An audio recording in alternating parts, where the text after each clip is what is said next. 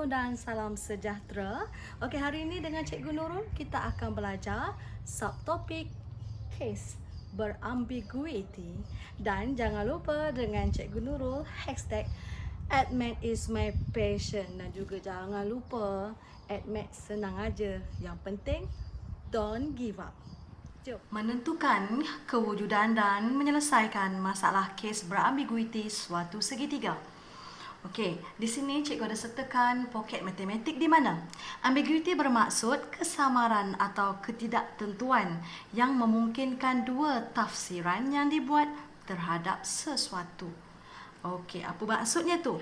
Okey, di sini cikgu nak menyatakan, okey, di sini ya.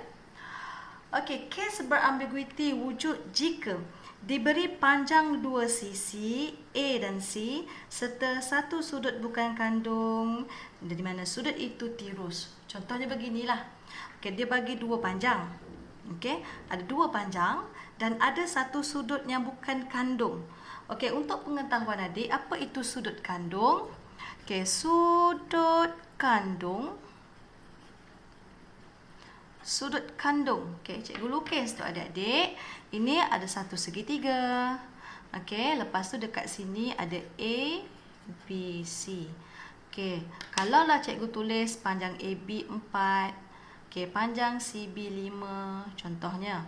Dekat sini cikgu letak 45 degree. Contoh Okey, 45 degrees adalah sudut kandung sebab dia diapit oleh length.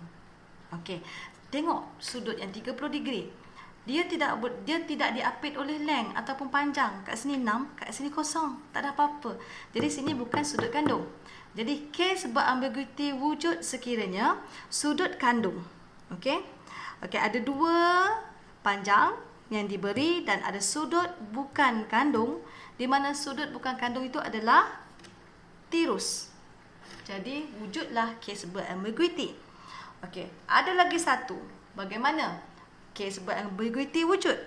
Okey, sisi yang bertentangan dengan sudut bukan kandung lebih pendek daripada sisi yang satu lagi. Okey, tetapi yang satu lagi tu mesti lagi panjang daripada tinggi segitiga. Okey, itu maksudnya begini adik-adik. Okey, ini sudut bukan kandung kan? Okey. Okey, berhadapan dengan sudut kandung tu ada panjang. Okey. Okey, dia mesti ada bagi dua sisi kan? Okey, di mana berhadapan dengan sudut bukan kandung tu panjangnya adalah lebih kecil daripada panjang yang lagi satu. Lebih kecil daripada panjang yang lagi satu. Itu maksudnya. Dan panjang yang lagi satu tu mesti lebih panjang daripada tinggi segitiga.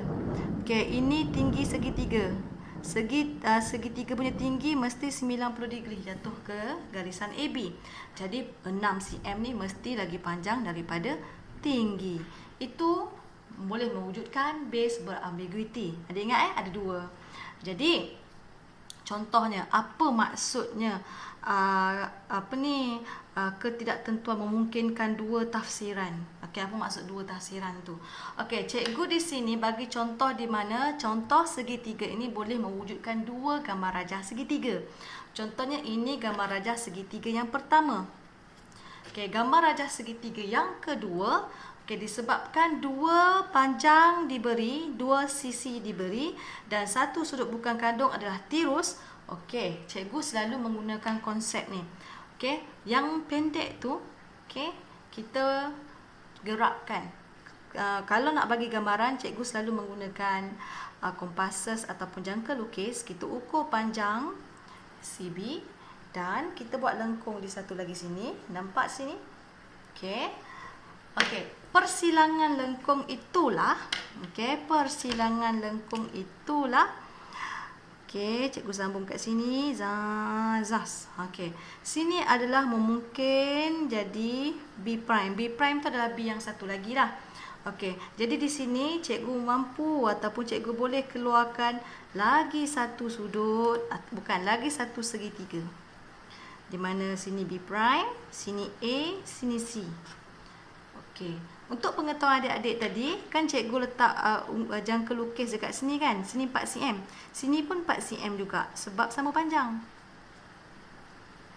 Okey. Okey, segitiga yang cikgu keluarkan ini adalah segitiga yang warna hijau ni. Yang cikgu bintik-bintik ni. Okey. Okey. So, contoh ya. Okey, contoh. Kalaulah sudut B ni 60 degrees, okey. Kesimpulannya, disebabkan dia segitiga sama kaki, sini pun 60 degrees. Okey, disebabkan garisan AB adalah garis lurus, okey, 180 tolak 60 degrees, bererti di sini adalah 120 degrees. Okey, jadi kita boleh pindahkan 120 degrees tu di sini. Okey, di sini adik-adik boleh tengok dua bentuk segitiga yang berbeza tapi sebutan yang sama. ABC, ABC. Di mana segitiga yang pertama, dia punya sudut B adalah sudut tirus. Okey, untuk yang kedua, sudutnya adalah cakah. Okey, kalau kita berhadapan dengan masalah yang melibatkan berambiguiti punya case, okey, mesti kita selalunya kita akan sketch lah sama ada kita melukis bentuk yang tirus ataupun bentuk sudut yang cakah. Jadi kebiasaannya untuk gambaran, cikgu suka menggunakan jangka lukis ataupun compasses ni. Okey adik-adik, semoga adik-adik faham. Okey, case berambiguiti tu, okey, mesti ada segitiga sama kaki, melibatkan segitiga sama kaki dan mesti melibatkan tirus cakah. Okey. Contoh 1, tentukan sama ada wujud case berambiguiti bagi setiap segitiga yang berikut dan jelaskan. Okey, dekat sini cikgu tengok tau. Okey. Dekat sini cikgu tengok diberi 2 sisi. Okey, diberi 2 sisi. Okey, di sini ada sudut. Okey, kat sini ada sudut bukan kandung. Dan diberi 2 sisi. Okey, bererti bererti terdapat case berambiguiti. Okey.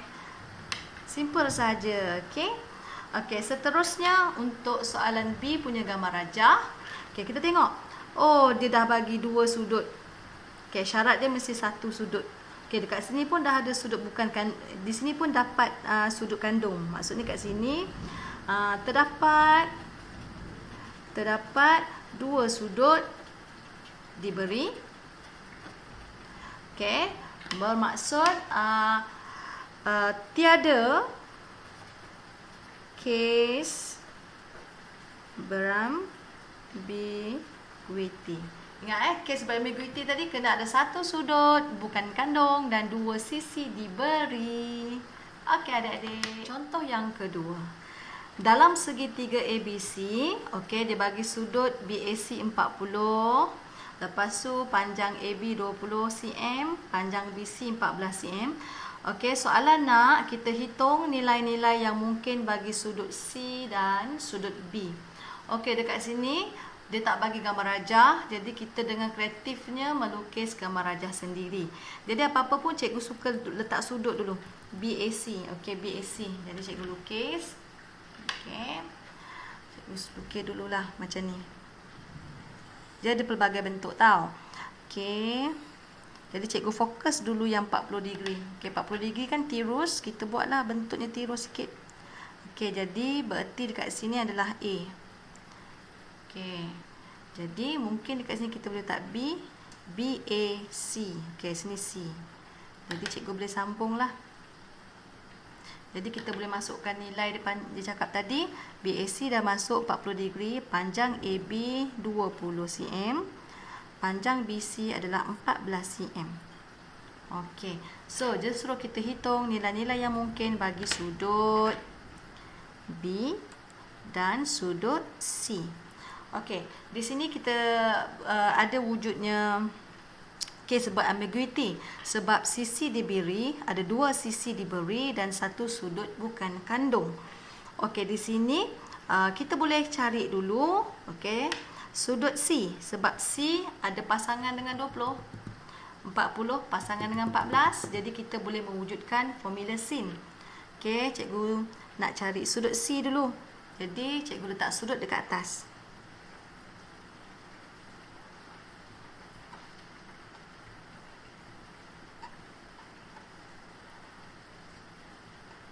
Okey, selesai di sini. Jadi, sin C